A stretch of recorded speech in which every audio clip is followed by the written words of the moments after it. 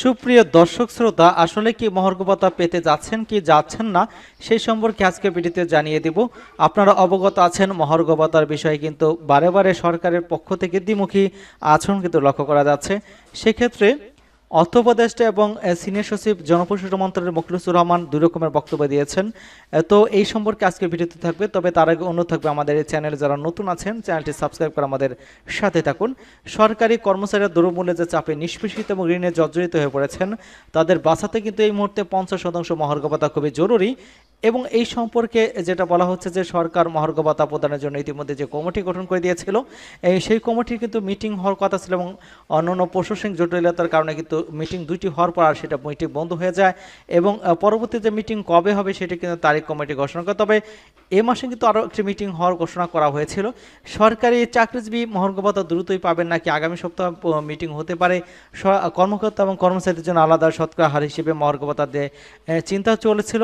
সেটা কিন্তু পরবর্তীতে আমরা দেখতে পেলাম যে ৭,৮০০ কিংবা ৪,০০০ টাকা মহার্ঘ ভাতা নির্ধারণ করে একটা সংবাদ প্রচারিত হয়েছিল বিভিন্ন পত্রপত্রিকায়। তবে বৈষম্য নিরসনের জন্য কর্মচারীর শতকরা হার বেশি হবে কিনা কি সর্বনিম্ন ফিক্সড করে দেওয়া হবে সে সম্পর্কে আমরা যদি পূর্ববর্তী যে জারিকৃত মহার্ঘ ভাতার আদেশে বলা হয়েছিল যে সেখানে কিন্তু 20% হারে কিন্তু সর্বনিম্ন ১৫০০ টাকা এবং সর্বোচ্চ কিন্তু ৬,০০০ টাকা নির্ধারিত ছিল। পূর্বের পে স্কেলগুলোতে যদি আমরা লক্ষ্য করি সেখানে কিন্তু দেখবো এরা তত পূর্ববর্তী কাঠামোকে অনুসরণ করেছে। আলোচনা দেখে মনে হয়েছিল যে এবারও কিন্তু তার ব্যতিক্রম হয় না। আলোচনাগুলো এটাই বোঝা গিয়েছিল যে এবছর যে পে স্কেল সুবিধা চালু হচ্ছে তার কিন্তু চালু হবে না, এটা কিন্তু তা অনুমান করে লক্ষ্য করা যাচ্ছিল। এবং এখানে আরও যেটা বলা হচ্ছে ১৪ লক্ষ কর্মকর্তা কর্মচারীদের মধ্যে অধিকাংশ কর্মচারী থাকা সত্ত্বেও মহার্ঘ ভাতা প্রণয়ন কমিটি কিন্তু কোনো সদস্য রাখা হয় না কর্মচারীদের মধ্যে। এবং জ্যেষ্ঠ সচিব মোখলেছুর রহমানকে জিজ্ঞাসা করা হয়েছিল যে পদোন্নতি বঞ্চিত তালিকা চাওয়া হয়েছে, সেখানে কর্মচারীদের কোনো তথ্য চাওয়া হয়নি। গত ১৫ বছর কি শুধুমাত্র কর্মকর্তা ওই পদোন্নতি বঞ্চিত হয়েছে নাকি সেখানে কর্মচারী ছিল? বঞ্চিত কর্মচারীদের পদোন্নতির ব্যাপারে কি কোনো সরকার কোনো পদক্ষেপ নিচ্ছে বা চিন্তা করছে কিনা, তার মানে হচ্ছে কর্মচারীদের গণে কোনো ভূমিকা রাখেন, এমনটা কিন্তু প্রশ্ন তাকে জর্জরিত করা হয়েছিল। এবং আমরা পূর্ববর্তী যে মহার্ঘ ভাতার যে প্রজ্ঞাপন সেটা আমরা দেখতে পাচ্ছি ২০১৩ সালের, সেখানে কিন্তু 20% হারে কিন্তু মহার্ঘ ভাতা নির্ধারিত ছিল এবং অবসরপ্রাপ্ত পিআরএল যারা ছিলেন তারা কিন্তু মহার্ঘ ভাতা আবদ্ধভুক্ত ছিলেন এবং এমপিভুক্ত বেসরকারি শিক্ষা প্রতিষ্ঠানের শিক্ষক কর্মচারী কিন্তু একই হারে তারা মহার্ঘ ভাতা প্রাপ্ত হয়েছিলেন। এবং সামরিক বরখাস্ত কিন্তু কর্মকর্তা কর্মচারী যারা ছিলেন তারা অবৈধভাবে মূল বেতনের 50% এবং 20 হারে মহার্ঘ ভাতা প্রাপ্য হবেন এমনটা কিন্তু বলা হয়েছিল। এবং মহার্ঘ ভাতার দাবি সহ আরও 7টা দাবি কিন্তু তাদের পক্ষ থেকে বলা হয়েছে কর্মচারী ঐক্য পরিষদের পক্ষ থেকে। দাবি নম্বর 1, বৈষম্যহীন নবম পে স্কেল বাস্তবায়নের লক্ষ্যে পে কমিশন গঠন করতে হবে এবং পে স্কেল বাস্তবায়নের পুরো পর্যন্ত কিন্তু অন্তর্বর্তীকালীন সময়ের জন্য 50% মহার্ঘ ভাতা প্রদান করতে হবে। ইতিমধ্যে যাদের মূল বেতন শেষ দাবি উন্নীত হয়েছে তাদের বার্ষিক বেতন বৃদ্ধি নিয়মিত করতে হবে এবং বেতন স্কেলের বৈষম্য নিরসনের জন্য 10 ধাপে বেতন স্কেল নির্ধারণ সহ পে কমিশনে কর্মচারী নির্ধারণ করতে হবে।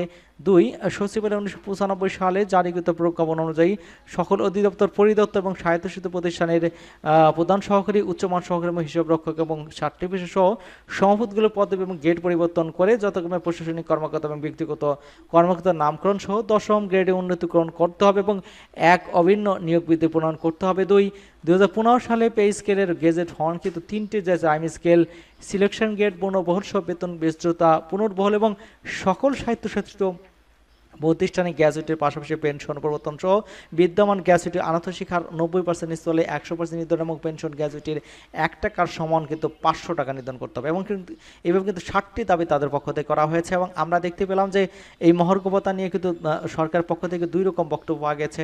ডক্টর মোখলেছুর রহমান তিনি বলছেন যে 30 জনের ভিতরেই মহার্ঘ ভাতা প্রাপ্য হবেন। অন্যদিকে কিন্তু অর্থ উপদেষ্টা কিন্তু সেই ব্যাপারে বলছে এখনও কোনো সিদ্ধান্ত হয়নি। পরবর্তীতে কিন্তু এই কর্মচারীর পক্ষ থেকে সমাবেশ হয়েছে এবং সেখান থেকে 15 সদস্য বিশিষ্ট একটি প্রতিনিধি দল কিন্তু প্রধান শিক্ষক উপদেষ্টার সাথে দেখা করেছিলেন এবং সেই উপদেষ্টার পক্ষে কিন্তু সাব্বির আহমেদ এপিএস প্রধান উপদেষ্টা তার সাথে সাক্ষাৎ করে তাদের কাছে স্মারকলিপি দিয়েছেন এবং তিনি বলেছেন দ্রুত সময়ের মধ্যে সমাধান করা হবে।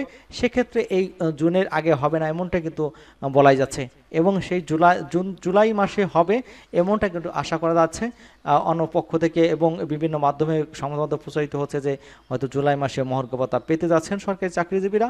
সেক্ষেত্রে আরও অপেক্ষা করতে এবং প্রজ্ঞাপন না হওয়া পর্যন্ত কিন্তু বলা যাচ্ছে না কত % দেওয়া হবে। সকলকে ধন্যবাদ জানাচ্ছি এবং আমাদের চ্যানেলে যারা নতুন আছেন চ্যানেলটি সাবস্ক্রাইব করে আমাদের সাথেই থাকুন। সকলকেই ধন্যবাদ।